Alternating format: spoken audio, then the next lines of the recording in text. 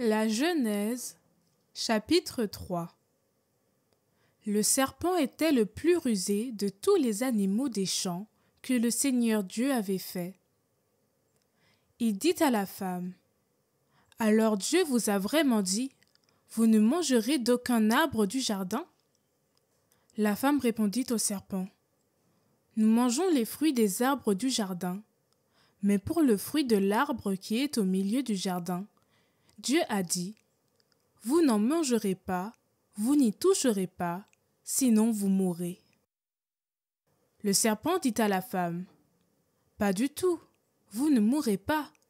Mais Dieu sait que, le jour où vous en mangerez, vos yeux s'ouvriront, et vous serez comme des dieux, connaissant le bien et le mal. » La femme s'aperçut que le fruit de l'arbre devait être savoureux, qu'il était agréable à regarder, et qu'il était désirable, cet arbre, puisqu'il donnait l'intelligence.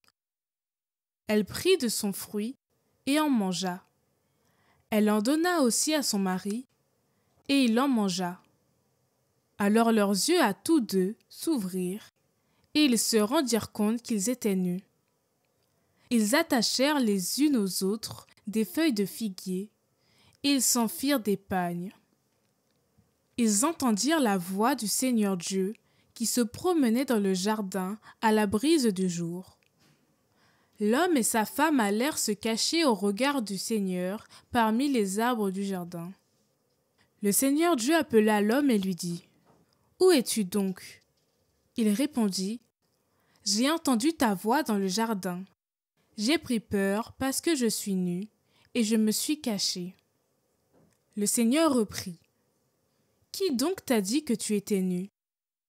Aurais-tu mangé de l'arbre dont je t'avais interdit de manger? » L'homme répondit: « La femme que tu m'as donnée, c'est elle qui m'a donné du fruit de l'arbre, et j'en ai mangé. » Le Seigneur Dieu dit à la femme: « Qu'as-tu fait là? » La femme répondit: « Le serpent m'a trompée, et j'ai mangé. » Alors le Seigneur Dieu dit au serpent: « Parce que tu as fait cela, tu seras maudit parmi tous les animaux et toutes les bêtes des champs.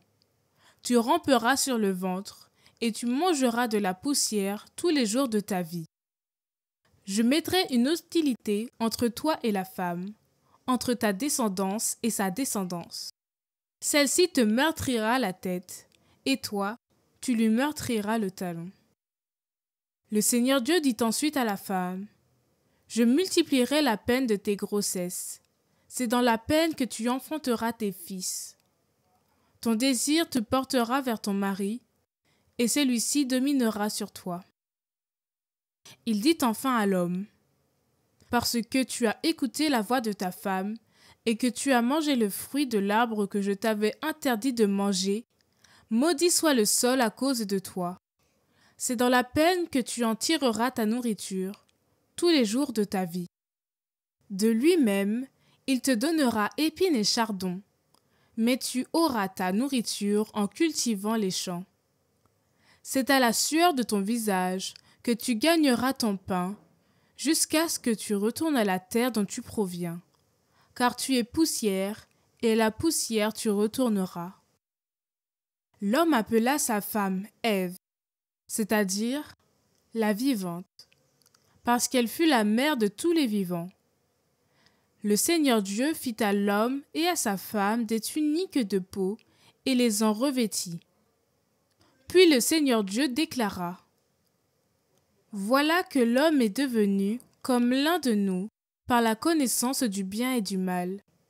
Maintenant, ne permettons pas qu'il avance la main, qu'il cueille aussi le fruit de l'arbre de vie, qu'il en mange et vive éternellement. » Alors le Seigneur Dieu le renvoya du jardin d'Éden pour qu'il travaille la terre d'où il avait été tiré.